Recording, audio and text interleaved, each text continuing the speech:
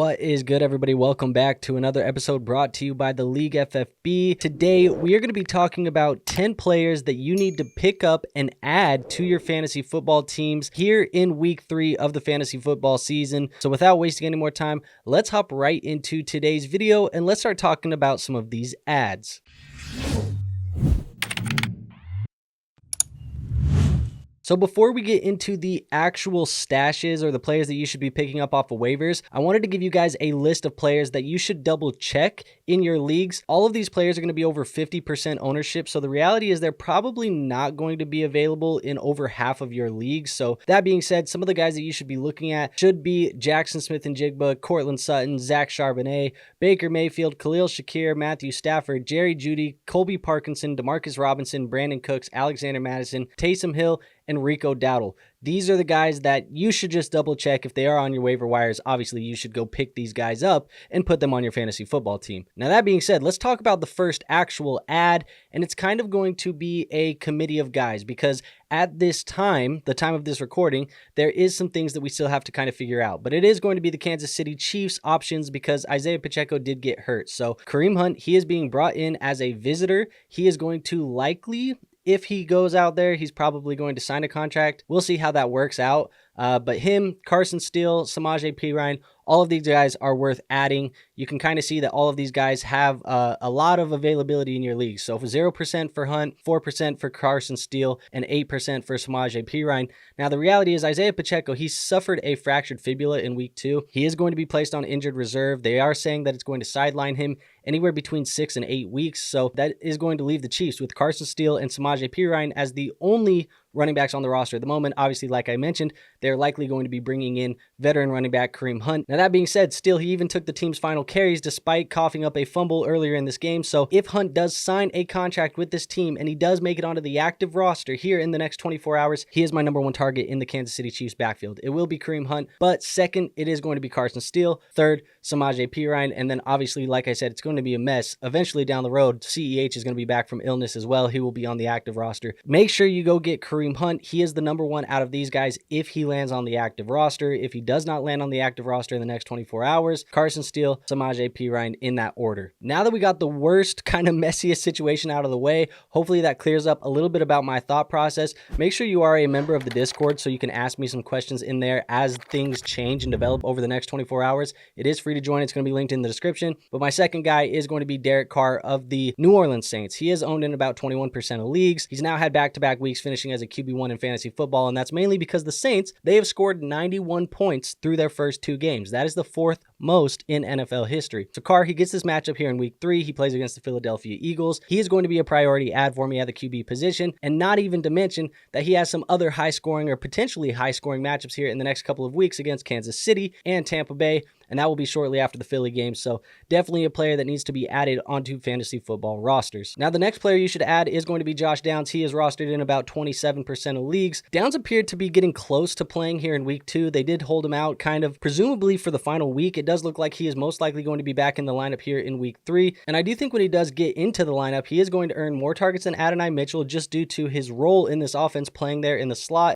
And I do think he's going to take Alec Pierce off of the football fields at times, and he's been actually having a pretty decent first couple of weeks. I'd be trying to get him now if available because he could very well end up as the second in targets on this offense when the year is all said and done. Now let's move on to another player you should pick up. It is going to be Cam Akers. He is rostered in about 2% of leagues. Now this is contingent on what we hear about Joe Mixon at the time of this recording. Like I mentioned, we don't have any news about the MRI that Joe Mixon was supposed to be getting here today. He did get rolled up in that Sunday night football matchup against the Bears. It was the classic hip drop tackle. It was the ankle. There isn't any major news about it yet. If he does miss this week here in week 3, Joe Mixon that is, Cam Akers could very well lead this backfield. So with Dameon Pierce also dealing with an injury of his own, Akers is going to be a pickup for you and could potentially be a streaming running back option here in week 3 if Joe Mixon misses time. Now moving on to another player, we're going to talk about Quentin Johnston of the Los Angeles Chargers. He's rostered in about 16% of leagues. Couple things for you. In his rookie season, QJ was averaging 0.9 yards per route run, 6.4 yards per target. He posted 25.4 yards per game, and now those numbers are up to 2.1 yards per route run, 8.1 yards per target, and 44.5 yards per game. So definitely taking a step up here in year 2 so far. Over a third of his targets were contested as a rookie,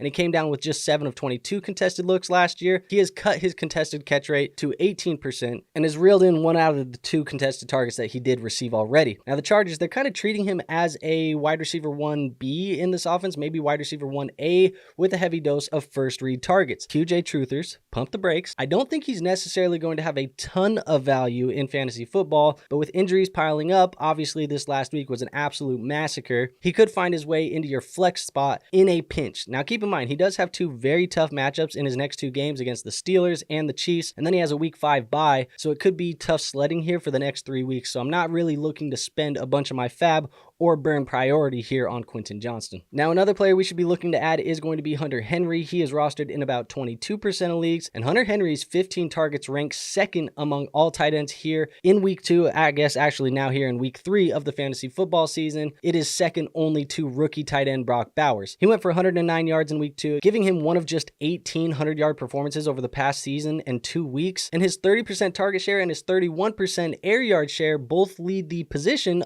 for tight ends here to start the NFL season. Now, it may sound gross, but Hunter Henry, he's probably one of the better plays at the tight end position here over the next couple weeks if you have a David Njoku, if you have a Jake Ferguson, if you have one of these tight end options that has been banged up or hurt. If you're looking for volume, it's probably going to be Hunter Henry. Like I said, it sounds gross, but that's what's actually happening here, so definitely make sure you go pick him up if you need some tight end help. Now, the next player we'll talk about is going to be Ty Chandler of the Minnesota Vikings. He is rostered in about 40% of leagues, and I think for him and the majority of the remaining guys that we have here today, they're more stashes, handcuffs for future insurance, because the waiver wire is not necessarily the greatest this week, but we can talk about Ty Chandler here. He operated in a backfield by committee here in week 2. They gave Chandler 10 carries to Aaron Jones's 9. Chandler, he also has kind of made the case to see more work going forward because he had 82 rushing yards on his limited workload here in week 2. As I mentioned, he's probably not going to be one of the most exciting pickups. He's probably not going to have immediate value, but I do think he is the clear running back handcuff to Aaron Jones, and if Aaron Jones were to miss time, or if Ty Chandler himself does just put himself in a situation where he is getting more touches for the Vikings, he's definitely somebody you want to have on your team. So make sure you pick him up and stash him if you have the roster space. And that's going to take us to our other guy.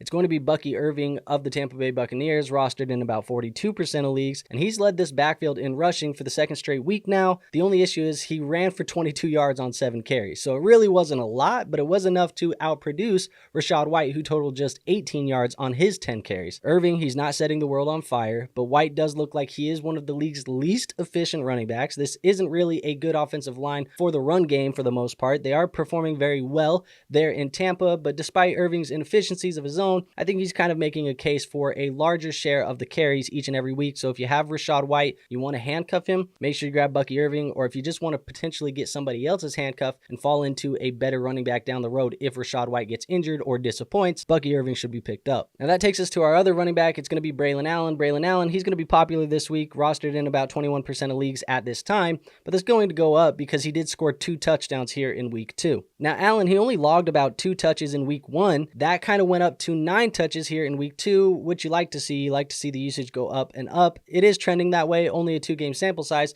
but he did go for 56 yards, like I said, and he had a receiving and a rushing touchdown. Now that nearly doubled the snap share from what he had in week 1 going into week 2. He went from 18% to 35% versus the Titans here. I think he could be a little bit more involved if they want to ease Breece Hall's workload. Breece Hall does have a pretty heavy workload, so if they want to ease that, kind of preserve him, make sure that he doesn't get hurt, I do think that they could give Braelon Allen a little bit more usage. He's probably never going to have some standalone value. You probably can't plug him into the lineup and rely on him unless something were to happen to Breece Hall, but that type of upside, the contingency plan for Breece Hall, does make him worth stashing here in your fantasy football leagues. And last but not least, we are going to talk about Antonio Gibson. He is rostered in about 25% of leagues. He rushed the ball 11 times for 96 yards in Sunday's game against the Seahawks. Ramondre Stevenson, still the clear number 1. He's going to be the lead back in this offense, but Gibson, he looks like he is going to be the clear handcuff. He has some standalone value as well. This offense has been better than expected to start off the year, and I think he's already proven that he is a key part of this offense